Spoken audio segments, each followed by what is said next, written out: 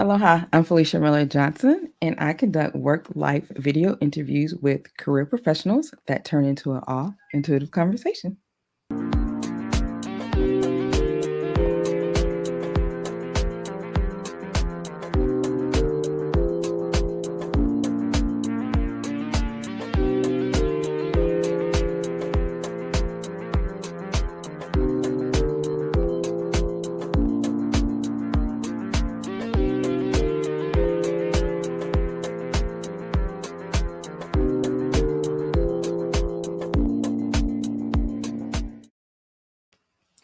Aloha, and welcome to another webcast of All Intuitive Conversation. I'm excited to have a conversation with Dr. Naeema. Come on to the stage. Aloha, lady. Good morning. Actually, it's afternoon. Good afternoon. It's a cloudy day, so it seems like morning time still. Good afternoon. How are Aloha. you? Yeah, it is a little cloudy. It's raining outside of my window as well.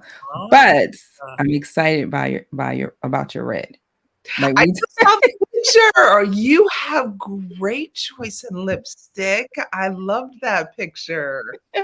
Well, thank you so much. Well, red is just a powerful color and connection for me.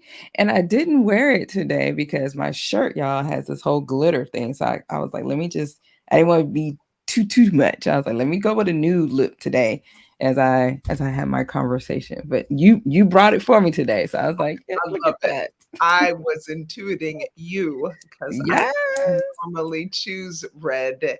And I was like, I still want a red lip today. See, exactly. We were already connected. So I noticed the doctor. So tell me, what type of doctor are you? I am a doctor of chiropractic. I went back Mm. to school as a elder. I started chiropractic school when I was 38. 3 kids, a husband, 2 dogs, a house. And I was like, you know what would be a good idea? we should Yes. we should put everything to the absolute most extreme test, and we should do a 4-year intensive graduate program that involves more sciences than I even knew how to pronounce, let alone master the subject. And I was challenged on all ends from sides. And I felt a little bit like a jelly donut where you're just constantly being squeezed. She said a jelly donut. Yeah, that's exactly. And it was 2008, so we had suffered an extreme financial That was a collapse. recession. Yeah, wasn't it the Oh, recession? Yeah. honey, it was all the things, and I was like, "Do you know it'd be a good idea?" Okay, but really, because that's a lot. Like you said, you're 38, 3 kids, husband, and all that. So what was it that sign to say, yeah, let's do this. Let's go back to be a chiropractor. Like, what was it? So it initially didn't evolve that way. I was 36. We were living in Southern California, and I have 3 children, and pretty sure my husband was at work already, and I had gone into the bathroom and I was standing, and I was sort of looking down at one of the kids and probably the baby who was maybe 18 months at the time. And I just happened to like the other two are fussing and carrying on. I can hear them arguing. The dogs are barking, and Mhm. the baby is like fussing. And I pick him up and I stand up, and now I'm looking eyeball to eyeball with myself in the mirror. And I all of a sudden I had this sort of realization that I wasn't as far along as I thought I would be. I wasn't nearly as Mm. successful as I imagined that I would be at 36. When I originally went to undergrad, I thought I was going to be this high-powered attorney working in some high-rise, corporate law firm in New York. Oh my And gosh, girl. Yes. Keep going. Keep I going. was Yes. a stay-at-home mom in Southern California. And what I thought based off of all the folks that were around me, my circle of friends, family, is that I should be happy. I Mm, have a good husband, these healthy kids, and I was so unfulfilled. And I was really, really hard on myself. And that critical talk was just berating me because I couldn't find all of my joy in what my current life situation looked like. And I felt like I was slowly but surely dying is such an extra word, but I am super extra, so we're gonna go with that. It felt like internally that I was dying a little bit, at least to myself, right? On the outside, there were lots of things to be joyful about, certainly, and I knew that I was blessed. I also knew that we lived in Southern California, and we were just broke at a higher level, right? mm. Like, we just were barely covering our expenses, and I just didn't want that for myself and my family. I just didn't know how to get out of it, and I certainly did not give myself permission at that time to put myself first. So it took me 2 years to say 100% this is what I want to do. I want to go back to school. But initially it wasn't about chiropractic. I was going to go back to get my master's in midwifery because I wanted to open my own birthing center. My kids were all born at home and I wanted to help empower women to birth in the way that they chose. And I was really excited about that, super daunted, but very, very excited about it. And then it was a health crisis that my oldest, who was 13 at the time, Mm. suffered that actually put me in the direction of chiropractic. Oh, wow. Okay. So I was already shuffling with your energy, right? And so what came out was about women, right? So you were just talking about that, which is interesting because it says in this one, the trigger statement was, I take control. And usually triggers like a bad thing. But for you, what you were describing your situation is like what you took control of your life. Like you looked around because it literally says, take a moment and allow yourself to see things from your heart center. So when you were talking about you stood over their balcony, you looking down at your kids and you're like, okay, my life is not what I thought it was going to be. And then it says, from that place, allow your intuition to like guide you. And it sounds like that's what you did. It's like I want something more, from my life and wanting something different for my family. And what I had got excited about, because like I said, we had already connected on this red and the lipstick, right? But I resonated with your story about, I thought I was going to have this big time marketing job living in New York, working in New York, living in Jersey, because that's where I graduated high school. And so just that whole thing. And then, I had the realization one day of like, my life doesn't look like what Mm, I thought mm. it was going to look like, where I was at. Because, when we first started, as people may not know, it's like I live in Little Rock, Arkansas. And at the time, I was like, what are you doing in Arkansas? Like I said, I thought I was East Coast, Yeah. Yeah. Yeah. kind of thing. So I was like, what is all of this? But that led to my, the life and what I'm doing now and helping people. So you have that moment, you take control of your life. Tell me, what was that conversation like with your husband? Like I said, because y'all kicking it in California, and Right. he's like, you want to do what? So he is Or yeah. originally from Kansas. Uh-huh. And I say, so I want to move to Georgia. And he was like, say what? And I was like, so Mhm. there's a state and it's called Georgia. And he was like, I heard you. I just don't understand. He was like, that's the South, right? Like, their Mm. history, right? Like, what they do to Black people. You know that we're Black, right? And I was like, yeah, but I got the message and we're supposed to move to Georgia. And he was like, you have lost your mind and I'm going to work. Thanks. and Uh-huh.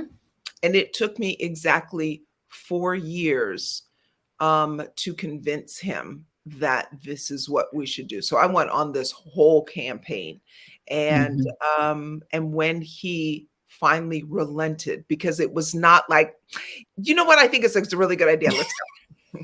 It literally, he doesn't like, even to this day, I don't think like he curses a whole lot. It literally was like, fuck it, let's just go. Fine, fine, fine. And that's gonna give you to be quiet. Was so tired of hearing my mouth. Like every time he turned around, I was on and on. And I'm sure at some point it became like Charlie Brown's mom, like wah, wah, Wah, wah, wah. he goes again. Yes. This chick don't stop. And so we go. And then 6 months later, the economy crashes. And he's looking at me all kind of sideways, like nobody wanted to go. My 3 kids didn't want to move. My Mm, parents were like, "What the hell?" My mm, extended family and friends, we had a huge network of friends. Like everybody was like, "What the hell?" mhm, And I just kept hearing Atlanta to the point where the night that one of the nights that I'm packing, I'm in the house. It's like midnight. Everybody is sleeping, and I'm packing the kids' toys. And they have one of these digital sort of toys, like where you ask it questions and like, but it was like, I mean, this is 15 years ago, so it's not that advanced. Like, think mhm, real low tech. And it has this one skinny line, I mean, the bar that, messages come across. And it's usually like yes, no, right? Those sorts of things. mhm, And I'm putting all the toys in this giant box and I'm packing and I keep asking God, are you sure? Like, are you like really doubly sure? Like, are really, and I'm having a hard time as the days get closer, and I'm fearful at this point. And mm. so I pick the toy up to put it in the box, and it literally says on the bar, just move. Yes, I love the synchronicity signs. And I Mhm. was like, "Excuse me, does that even work with are those even letters on that? Is that even it's never said move, right?" And so I just literally eased it into the box. If it was today, I would have pulled out my iPhone and taken a picture and showed the man like, "This I told you we're supposed I to was go." But see, okay, so this is what I am talking about, which is so aligned with what I'm talking about. Is like there are signs and messages. There's this whole spiritual realm that when we're asking, is what I call a manual God, that hey, are you sure? And then when we get an answer, sometimes you have that initial like, whoa, like did that just really, happen? Because I had a very similar moment. I think I had just had a fight with my husband that day and I was driving down the road, and this was the whole premise of Jesus take the wheel. I was like, I let go of the steering wheel. I was like, okay, you just gonna have to show me. And literally, a white truck appears, black and white sign that said Isaiah 41:10. Do not be dismayed. I am your present help. And I looked around like you, like what? I'm Like really? so getting goosebumps right now. Mhm. You know what I'm saying? And it's like, oh, okay. And so that's what, part of what like we have these signs, and that was part of the motivation of having the show here on LinkedIn is like as professionals, we have our careers and we do all these different things. But I'm like, there's a spiritual side as well that we can acknowledge and own. And I love how you said that now I would take a picture of that son of a gun and post you like, see, Yes. this is how it's supposed to be. They give us the signs of helping to do that. So I am loving that. So, okay, so he finally comes on board, you get the message and you move, right? And then, like you said, you get this whole economy, like that all kind of just works out.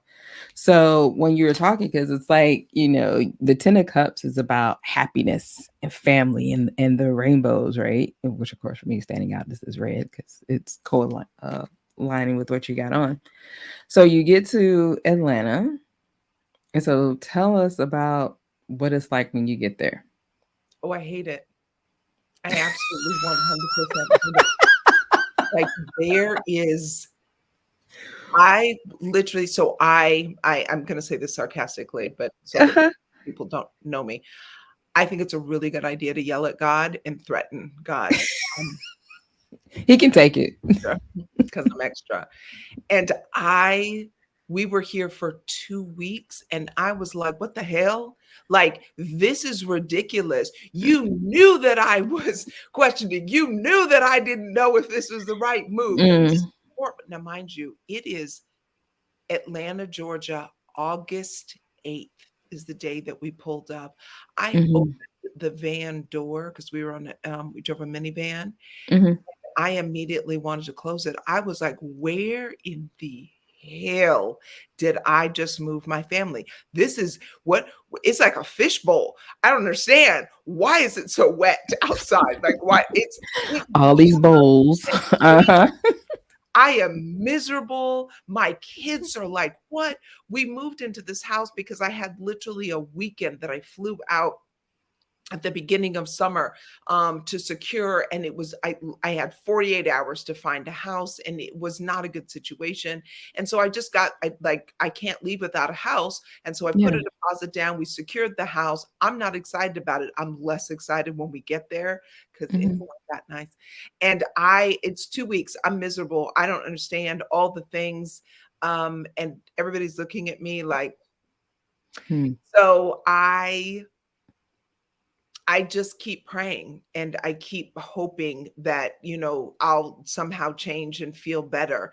And truly, this is where my son's health crisis comes in. Truly, that this was the game changer. We've been here for 2 months. My son, a few months before we had moved, had fallen off of a cinder block wall. So it's about 5 feet tall. We're in the front yard, me and the kids. My husband is in New York, ironically, on a business trip. And Mhm. the boys playing around on the wall. And I keep telling him, get down, get down, get down. He ends up falling down directly onto his back, onto a concrete sidewalk, and he paralyzes himself. It's Wow. temporary, but I don't know that. I do the Mm. thing that every neurologist would tell you never ever do. We scoop up the Scoop boy, them up. put him Mhm. to the van to take him to the emergency room. 3 hours later, the emergency room docs come out and say, Miss Olatunji, he's extremely blessed, no internal damage, no broken bones. Take him Yes. home, let him rest. He will heal. And sure enough, within a couple weeks, he was back to being a normal 13-year-old running around doing all the things. A couple months later, I had forgotten all about the fall. He's completely back to normal, but he starts developing migraine headaches. And he's never had migraine headaches. And we're super, super granola. So I'm doing all the things holistic and the supplements, and then the natural path, and then the pediatrician and the neurologist, like all the things were escalating because it's not getting better. It's getting worse and it's getting worse. And so when Mhm. we get here to Atlanta, he's struggling with these migraine headaches. I'm kneeling at his bed at the end of each night, praying over this kid, just begging for relief for him. And I don't know what to do. I've exhausted everything, and I'm really struggling. And I go to a random PTA meeting at school. I don't want to be there. I hate the kids' school. Mhm. I am still miserable. It's a couple months into us being in Atlanta, and this woman gets up and she starts passionately talking about the food that they're feeding the kids in the cafeteria. And I can tell that her kid isn't eating the food, and I know my kids aren't eating the food. Like, I'm packing lunches. We're vegetarian, like super holistic. Like, I'm not giving them that stuff, but I want to know somebody who cares that much about nutrition for Yeah. that aren't even hers. And so I introduced myself to her, and we have one of those very typical female connection 2-hour conversations, Mhm. and I just absolutely love and adore her. I have a new friend here, and I'm excited, and she happens to mention she's a chiropractor.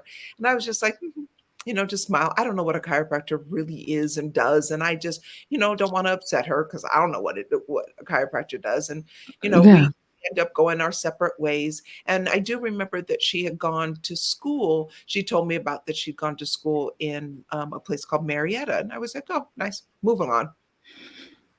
Emory, the school that I wanted to go to for the graduate program for midwifery, had since said no. I relocated my entire family because I thought that Mm. my destination, and they said no. And I was like, thanks a lot, God. Like, Now what am I supposed to do? I hate it here. I hate my kids' school. The house sucks. Emery said no. What else do you want? And I meet her the next day in carpool line, and we sit and chat for another 2 hours. I happen to share with her about my son's migraines for no other reason than we're just sharing our entire lives with each other because that's what women do. And she was like, "You should bring," The women. she's Hmm. like, "You should bring him to our clinic." And I was like, "Why would I do that?" But I don't want to, I'm just like Be Sharon. rude. Yeah. And I happened to go home and I found this amazing website for this school with a philosophy that I want to be a part of. It is so dope and it sounds exactly in line with my own values and where I want to go. But I close it before I can find out if they have a midwifery program because I don't want to hear the answer no right now. Mm. But I did see that it was in Marietta. So I called the office because she gave me her card. She's not there. I talked to her husband and he tells me she's not there. And then I call like four more times and he finally was like, "Lady, she's not here. Can I help you?" And I was like, "Could you just tell me, do you remember where your wife went to school? I'm sort of curious." And he said, "Yeah, do you mean the school that my parents founded?" And I was like, "Wait, what? It's a chiropractic school?" And he was like, "Yes, my wife told me all about meeting you and your family and your Oh, son. I'm getting chills. Yes. You should bring him in." And I was like, "I should what?" But at that point, like, what do you say? I mean, the guy, and so I was like, "Okay." And I literally dragged my husband down to their office and we spent like 3 hours and I love them and I love what they're talking about how the brain and the body needs to be connected in its communication. And because spinal bones get misaligned, then that interruption happens for the communication and then we get pain and symptoms. And I was like, dope. And so then we bring the boy in, they take x-rays. Even I can see that that very top bone is misaligned. He literally gets one adjustment. He comes in with a migraine. And after the adjustment and he rests for a little while, like, "How you feeling?" He said, "I feel great." I was like, "No, really, like nobody's around. Just tell me how you Yeah, feel." like real talk. And he was like, "I feel great." And then I watched the boy get healthier and healthier and healthier over weeks and weeks and weeks. And then at the end of like a month, the dad who founded the school, Dr. Sid Williams, asked me, he was like, "What are you going to do?" Because they all knew we were friends at this point. Like, I didn't Mhm. have any direction. What am I going to do? And it came to me like that. I was like, I'm applying for chiropractic school. And it's been almost 14 years now. And it's the best decision I ever made. Yes, I was getting chilled hearing that story because it's the moment, like you said, the frustration. And what's interesting when you talk about the women and talk about the soften, it said like you had to soften up to all of that stuff, right? All of those experiences, like, oh yeah, and like I said, they're talking to you. These messages, these signs are coming to you, like, yeah, whatever. But Absolutely. then like, but that's how when I say Emmanuel's funny like that. Like, okay, you not all right. I'm gonna keep then. Yeah, keep on too. Yeah, right. Like you can yell all you want to, like because he can handle that. But it's like then that ultimately led you to your now moment. Like I said, even coming to Atlanta, things that you didn't like, which is like I said, very similar to the story, because that's how it was about Little Rock. You had the whole judgment about the South. I remember telling my husband, I was like, wait, you mean that place they didn't want the 9 black kids going to school? That's where we're going? Like so, I mean, but I had all these judgments about that. Yeah, But that's where my spirituality developed more into growing into that and just owning just who I am in the midst of, all of this. It was like,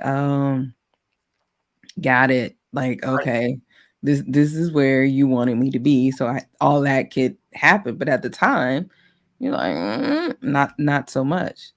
So because the Ten of Cups is like it's talking about the happy. So what does your chiropractic business look like? And my question, do you specialize in kids? I Like, do. I of course you do. do. Of course you do. Yeah, Mhm. I do. I specialize in bellies and babies, and I I love what I do. I love the opportunity to be able to serve on this level, and I can't begin to tell you how I never saw this coming. And what a huge blessing. And this morning, I got a call, an emergency, and one of my patients was literally severe, severe pain, couldn't walk. And I don't see patients on Tuesdays. And I said, just come. And I went in to the office, and I wish I would have taken a video. She almost crawled into my office. When she Wow. was walking out, she was in tears, crying of relief and saying, and she's been my patient for 4 years, and she said, "So doc, so do you think when I get home, can I go for like a walk or can I exercise?" And I was like, "Or maybe you could just rest. Can you just rest?" Like, we as women, we're just like, "Oh, yeah." And so, now that that's over, we're just gonna go back to the regular program. No, just rest. And I love it. I love that I have an opportunity to be able to serve. And while I specialize in bellies and babies, I see everybody, and I love to hear the stories and people sharing with me. So we have what we call healing bells in our practice, and we ring those when people have really great health breakthroughs.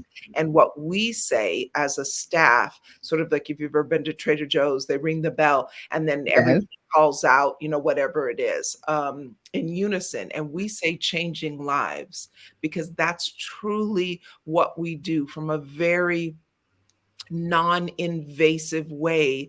We change lives where people were so focused on their pain and their symptoms that they could not get to their own purpose and focus on their dreams.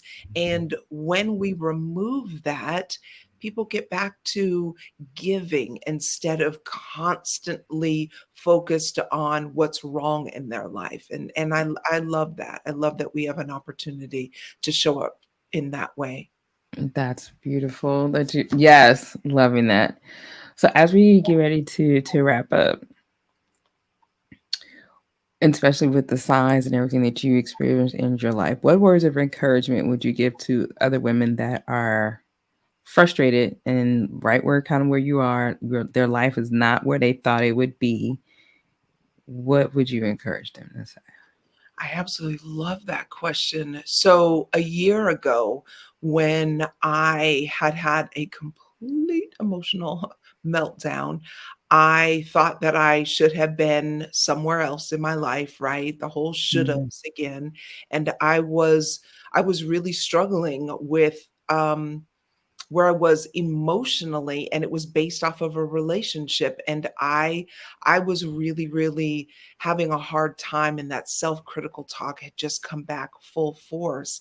And what I Mhm. didn't realize is that I was living from a place of trauma, and that trauma came from childhood, and I didn't realize it. And I was making decisions as an adult woman, from a little girl's perspective and decisions I had made about myself at the time. And I went on a journey to heal myself, and that transformed into a book. And writing that book and releasing those those emotions that had been pent up, and that I had decided that somehow I wasn't worthy of success and being loved unconditionally. That process of healing myself, turning into a book, was also something I never could have imagined happening. And being willing to be vulnerable and share, because it's a memoir, and Mm. being willing to share the really dark and ugly parts that I never would have wanted to talk about, let alone write about, has been the greatest blessing. And so, what I recognize now about myself is that vulnerability is my superpower. It is not a weakness, it is your strength. And knowing that my strength has shown up in this way, I know for 100% certain that my life is now taking another turn. And the trajectory is for me to go out and connect with more women and be able to truly use my life as an example to remind women that they are worth every damn thing. Okay. So that is beautiful. So I have this card here. Because of what the pictures are, I'm gonna have to show this to you after the show. We'll talk about this. But thank you, Dr. Neem, and thank you for those that Thank are you for watching with having me. us. As what I've learned, the conversation continues after the camera stops. But for those of you that are joining us live and watching the replay, we'll see you next week.